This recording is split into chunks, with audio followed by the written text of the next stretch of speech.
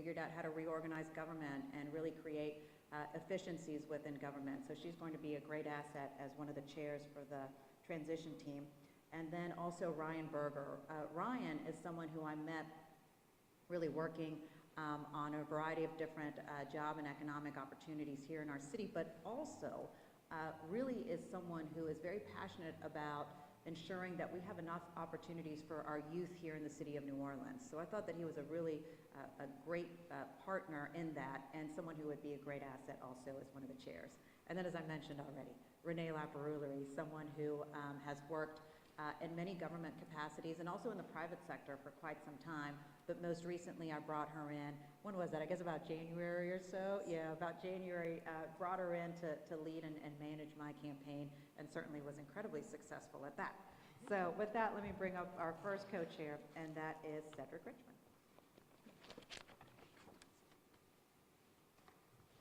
Well, thank you, Madam Mayor, and I will try my best to kind of stay on some sort of script. It's hard for me. Let me just say this from my experience with transition. Transition takes on the personality, the life, the goals of the winning candidate. And in this case, what you will see in transition is Mayor-elect Moreno's fingerprints on it, and not just from a political standpoint, but who she is, what she's fighting for. And the first thing that stood out to me was that she absolutely wants us to know who we work for, and that is the citizens of New Orleans. And so as we approach transition, we want the citizens to know that we know exactly who we're working for and who we're working on behalf of.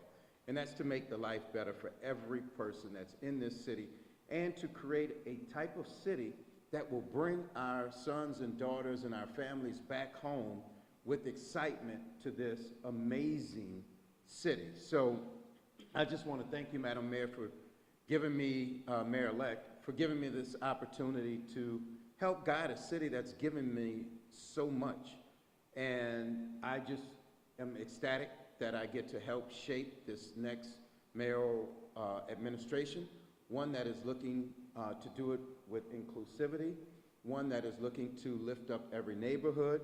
And I think that when you hear the mayor talk, and you hear all of us collectively, you will hear us talking about an economy that's open to everyone, an economy that lifts everyone up, and one that will focus on every factor. So it means investing in our youth. That means strong summer job initiatives, career pathways, mentorships that connect young people with opportunity.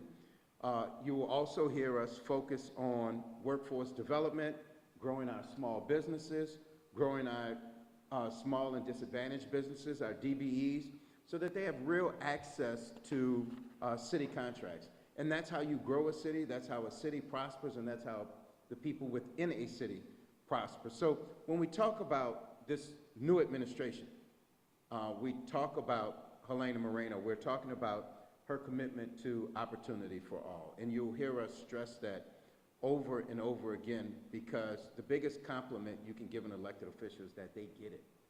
And if you look at the mayor-elect's experience over the last 8 years on the council, she gets it. She gets the frustrations of citizens. She gets the excitement of the opportunity of building this city back. And so I am very proud to stand here as a co-chair and embark on this awesome journey of building a city that the constituents want, building a city that we can be proud of, building a city that cares for everyone, building a city that took me from being a bad little kid to the White House. And so we have so many people in this city that with the right hug, with the right kick, or with the right nurturing and watering, will become the next great leaders in this country, the next great business people in this country. And so I'll close with this. We have some of the most creative people in the world here, whether it's music, whether it's food, whether it's the arts. We have some of the whether it's business, we have some of the most creative people.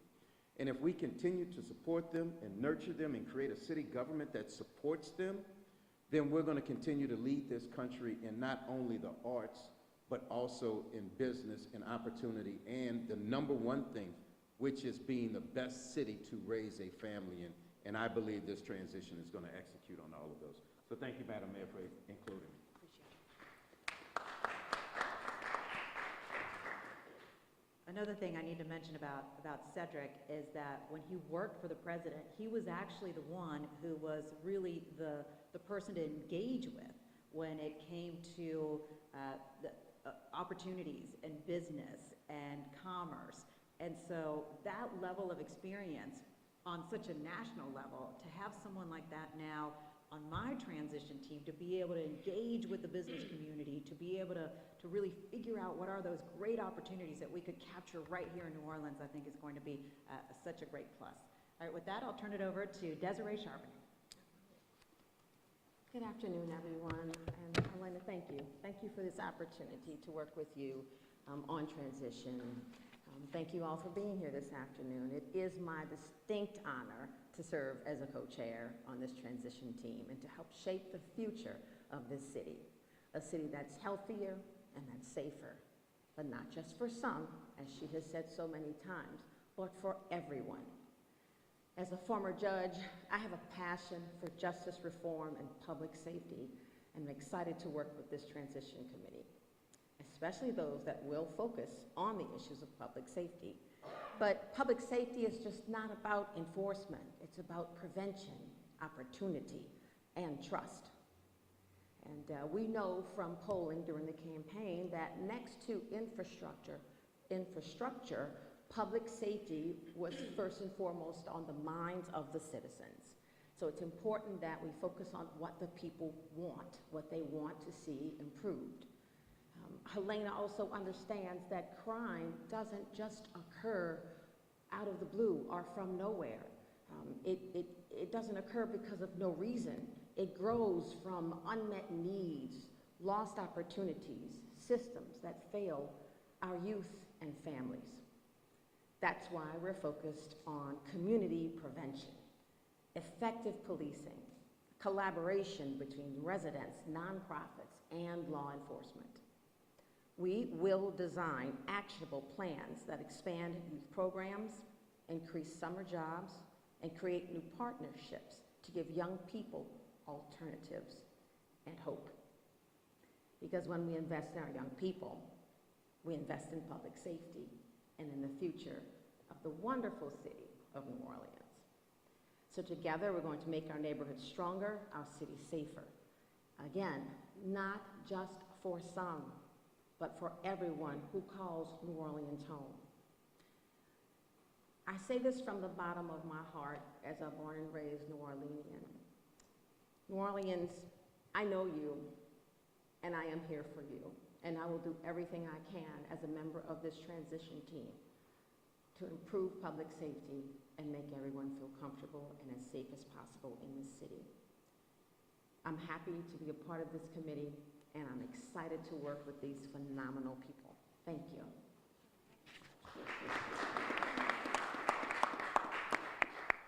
Another quick side note also on Desiree Charbonnet. So Desi and I first met, I don't know, about 10 years ago or so. I was still in the legislature and I was working on issues of domestic violence, and Desi, being a municipal court judge, she very often was dealing with victims and survivors of domestic violence, along with, of course, the offenders. And she invited me to sit in court with her to see how some of the laws were being applied, what was working and what was not. And what I really appreciate about Desi is that she understands that even issues that some might not take seriously, like domestic violence, something that I believe should always be taken seriously, she has always understood the severity of this type of crime and understood that violence within home leads into violence within community. And so I just have always appreciated just the level of just really understanding just the different nuances of what's really happening with crime in our city. And I think that's going to be a really key piece of knowledge that you're going to bring to this entire transition team that's very important. The next person I want to introduce is Emily Arata, former deputy mayor for Mitch Landrieu and now part of the Ochsner executive team. Emily, come on up. Thank you. First of all, thank you so much, Mayor-elect Moreno, for the opportunity to be a part of this. It's truly an honor to serve alongside this committee and the transition team that you're putting together. You know, we all have a couple things in common, and that is we love the city of New Orleans. We believe in Helena's vision, and we're also ready to get to work. In fact, the work has already begun because we know that in just 90 days, Mayor-elect Moreno will become Mayor Moreno. And this transition will be successful if we accomplish, or when we accomplish, three things. Number one, she walks into City Hall on day one surrounded by a diverse and talented team of professionals that are ready to get to work serving the people of this city. You know, second, she has a 100-day plan that's actionable and that will guide the administration's work to deliver results with urgency. And then third, you know, as part of the transition, we want to ensure that community priorities become the administration's priorities through meaningful civic engagement. That's something that Mayor-elect Moreno has always been committed to, and that this transition is very committed to as well. And to that end, you know, in the coming weeks, you'll see Mayor-elect Moreno announce a series of transition committees made up of civic, community, business leaders who will advise the transition and the next administration on policies and initiatives to take on to tackle our toughest challenges. And also to ensure that every resident is invited to be a part of the conversation and to have a voice. You know, the transition and the transition teams will host community meetings, community workshops, listening sessions, and also launch a community survey. One of the hallmarks of Mayor-elect Moreno's tenure in public service has been her ability to build broad coalitions to rally around a common mission and then work together to get it done. And that is certainly going to be one of the hallmarks of the New Direction New Orleans transition, and that is civic engagement and coalition building. So, you know, I think I speak on behalf of the team when I say we're ready to get to work. Thank you.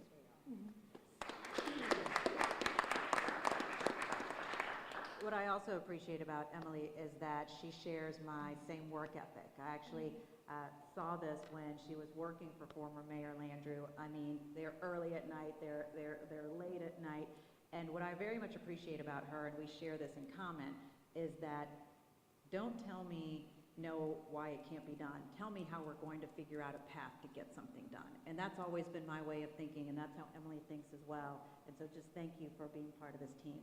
The next person I want to introduce is Ryan Berger. Thank you, Mayor-elect Moreno. I'm honored to serve as part of your transition effort, and I'm excited to work closely with my fellow co-chairs and with the various transition committees, especially those focused on infrastructure and city services, things we all rely on every single day. As a business owner and as a resident, I know firsthand how challenging working with City Hall can be. Whether permitting, inspections, notice of road work, or simply getting a response, issues with city service affect us all, every resident and every employer, from small businesses to major corporations. This transition brings together a diverse group of civic, community, and business leaders to tackle the city's challenges head on. Our goal will be to identify solutions that streamline processes like safety and permits so the city can be a partner in growth, not a barrier to it. We will call on experts from across industries, from the cultural economy to the port, and from health sciences to the tech sector to lead these specialized committees. But this is about much more than just business. As a father of 2 young New Orleanians, I want to see a city that collaboratively invests in recreation, safety, and opportunity for its young people. This transition is about transforming vision into action and systems into service. For when city services work, families can thrive. I once again want to thank Mayor-elect Moreno for including so many voices in this transition process, and I'm excited to help lay the groundwork for a city that truly delivers for its people every single day.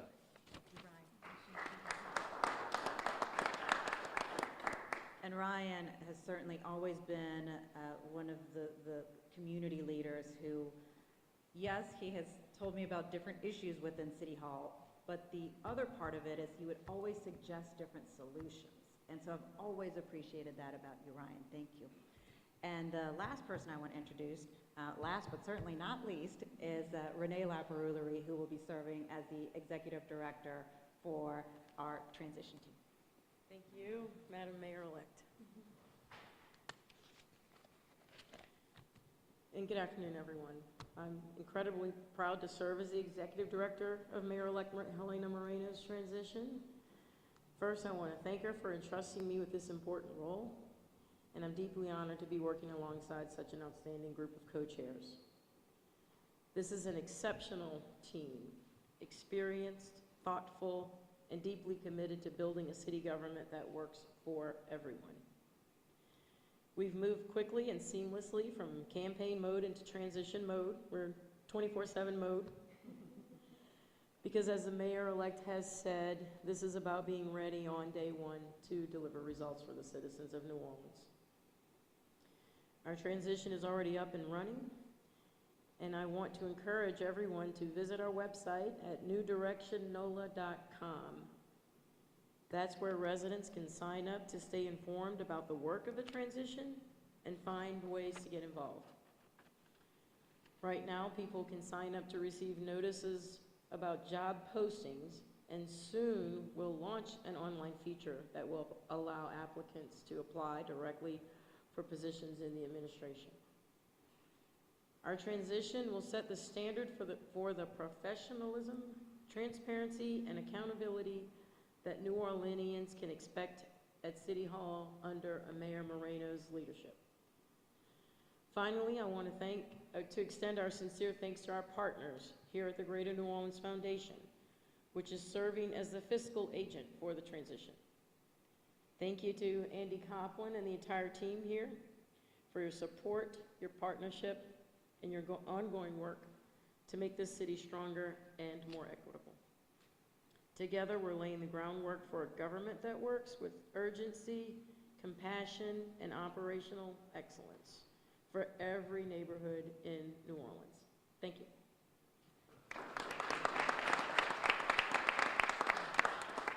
Thank you, Renee, and thank you, Andy, so much for your partnership with the Greater New Orleans Foundation.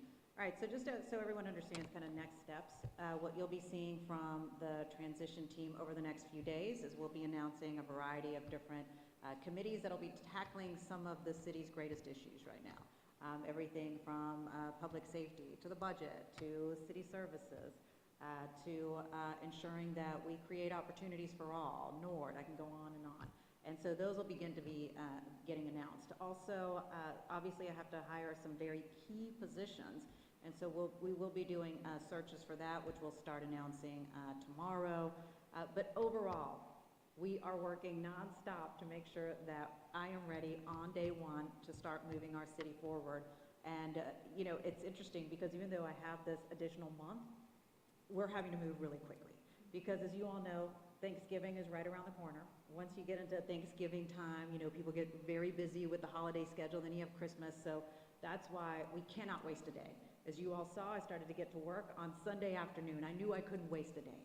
And so I won't be wasting a day. We're getting everything together. Look forward to announcing much more to come, and look forward to you all being part of the process, because I will need you. I will need you to help me get information out, particularly when it comes to the public engagement piece, so that we can receive as much feedback as possible. I'm happy to take questions, but just a quick little ground rule here.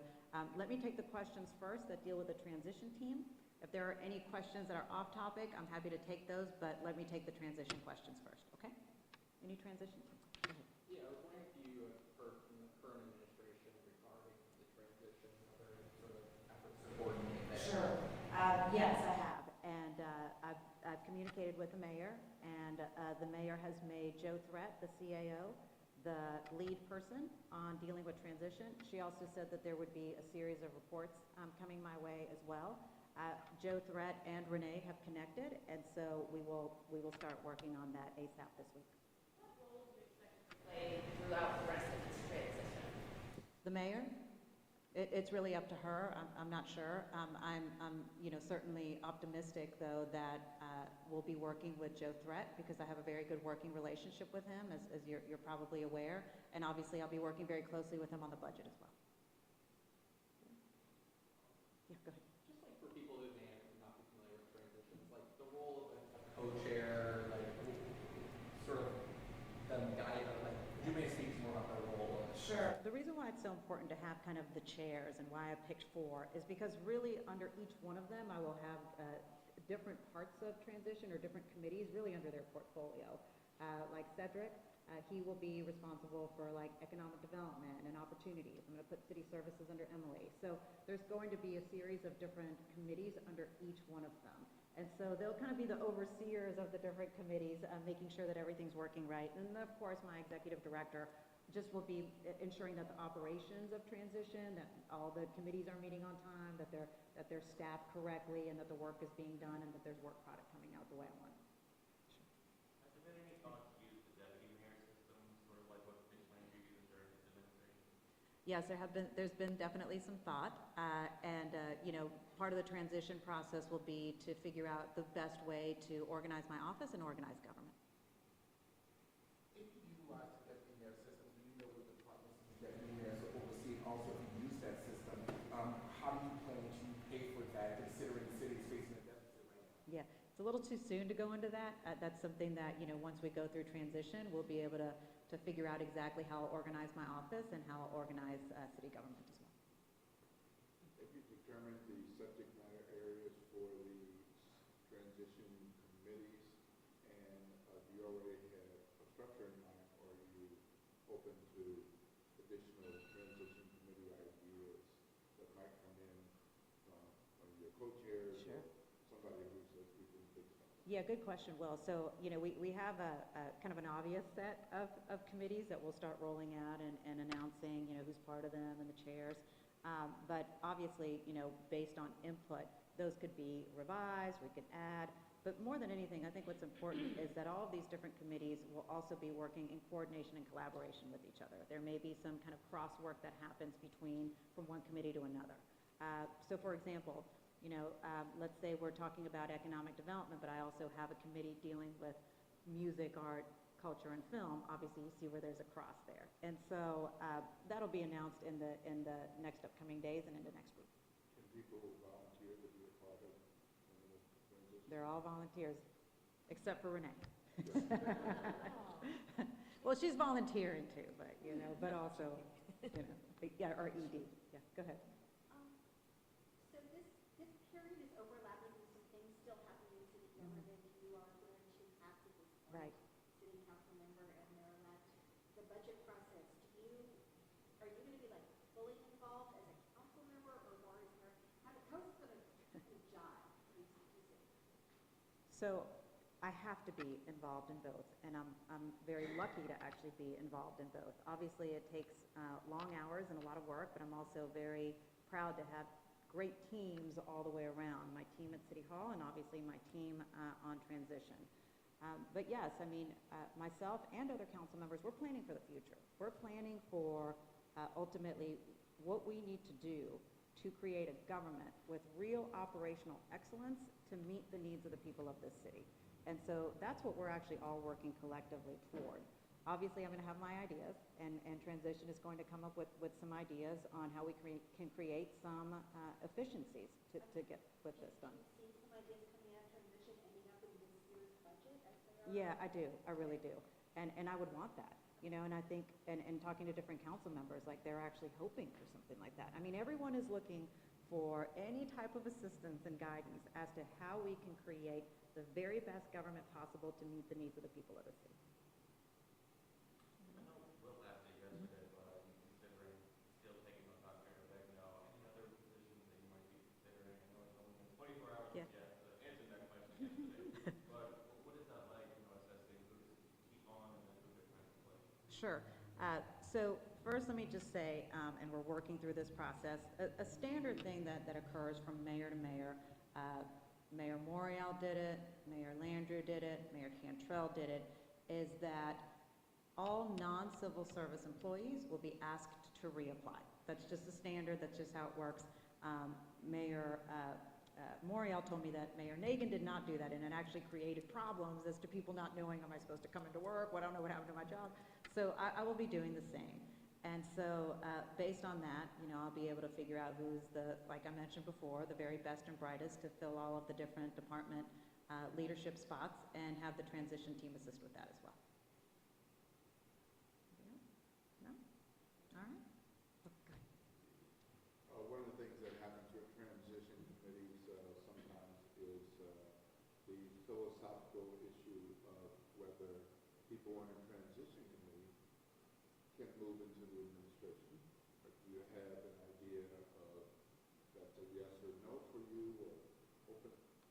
Look, once again, I'm about hiring the very best and brightest, so I'll leave it at that. Anybody else? You're soon to be leading a city with deep mistrust in the government.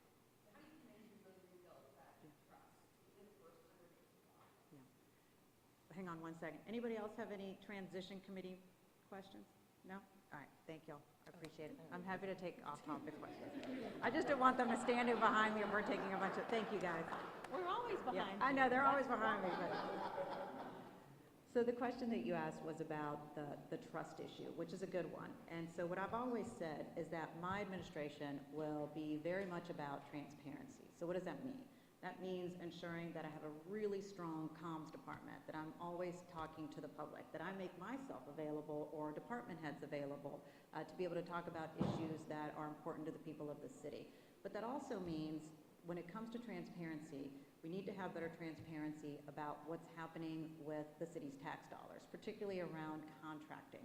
And so I plan on having a lot more transparency around contracting, because right now, for some of you all who are in the media and trying to search on different contracts, you know that that portal is still pretty tricky to deal with and doesn't have a lot of the information that you may want, including who was part of the selection committees, how did they all score the different contracts, and I plan on being very transparent about that, put those types of items up on dashboards so it's very easy for not only, of course, the media to find, but also for the public to find, so that everyone can clearly see why major contracts are being chosen, how they were chosen, and that it's being done really because these were the very best contractors to serve the people of the city. Go ahead, Jonah. As you make your transition, today we heard from the legislative auditor Mhm. about the deficit the city is facing, and we found out it's deeper than what initially expected Yes. or thought. As you make your transition, do you find that that deficit is going to pose some challenges for you throughout this transition at all? It'll pose some challenges for sure, yeah. I mean, what we learned today, Jonah, from the state legislative auditor is that, you know, once we take the rainy fund dollars and put those aside, that really, all that I have left in fund balance is $8 million. So that's a real critical issue. So the reason why I talk about operational excellence is because I have to have everything be so right. We don't have time for any other type of inefficiencies. I really have to just have a very functional but government without additional bloat. And so that's why this transition team is so important. That's why I wanted the state legislative auditor to come in. I've actually asked the state legislative auditor if he could provide someone who could not be part of my budget transition team, but to potentially present and help present solutions to the transition team. Like I said, I'm willing to look at any types of options. I also asked Mike Wagas back today to take a look at additional, potential savings that he sees that we could find as well. There are a couple of questions on the November 15th ballot. The bond issue Yes. is also a charter amendment. I'm in support. Really? Okay, so is that, how important is that Yeah. to what you're looking at for the budget? The bond issue, $500 million, $500 million is obviously incredibly important to me. We have to ensure that we get those dollars so that we can continue with some of the really important capital projects, really important projects as far as major infrastructure and road repair projects. And so I'll be doing whatever possible to ensure the public that I will be a good steward of those dollars and that these projects are done and are done on time, and hoping to get their support that this passes. And are there tax increases connected to these bond issues or no? So, well, with the specific bond issue, yes. But as you also know, we also have the proposals coming in from the mayor. There are a series of different tax increases. Now, I can tell you that there doesn't seem to be appetite from the council as far as passing those, and I'm trying to ensure that we figure out different government efficiencies instead of increasing the cost of living here, because some of the things that she's proposing include rolling the millages forward, higher sanitation fee without having additional services. I think that there's other things that we could potentially do working with our state legislature, that we could draw revenue but not having impact your everyday cost of living. For example, we don't get any revenue coming in from online gaming. And so the state gets money, but what about us? What about the local government? Also, as you know, we are paying these fines when it comes to EMPERS, the police retirement system, because we lost more than 50 officers several years in a row. And because of that, we're paying $3.8 million, of really just like throwing money in the fire because of that penalty. So how can we figure out a path to start waiving that penalty? We need a real strategy going up to the legislative session, which I haven't seen that level of strategy for many years. And having a real strategy, working with our delegation, working with the Speaker of the House, someone who I serve with, working with the Senate President, someone who I serve with, on how do we really come up with a good package where the city of New Orleans can actually draw a fairer share of revenue coming into local government before we start trying to raise taxes on our people. Yeah. George Lopez has congratulated you, executive. Oh, gosh. On the last day of Hispanic Heritage Month, you being the first Latino mayor, has that kind of set in? I know it set in for my family. Yeah. Well, obviously there's excitement all across the country and even in Latin American countries about it as well. As you know, I was born in Jalapa, and so you've got like the Jalapa newspaper highlighting me, and I was like, wow. And it was funny because somebody sent me the article about George Lopez, and I was like, wait, the actor? I was like, wow. And so, I mean, has it set in? I don't know. Obviously, I'm really proud about it.